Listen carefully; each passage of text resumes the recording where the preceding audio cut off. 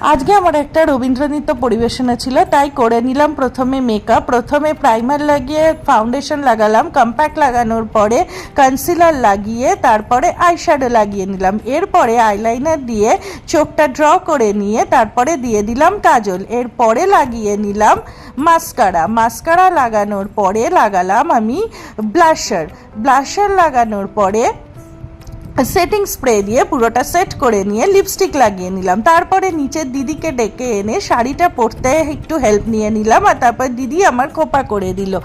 আর এই দেখো আমি পুরো রেডি হয়ে গেছি আর যাচ্ছি নাচের জন্য। এরপরে আমার নাচটা দেখাচ্ছি।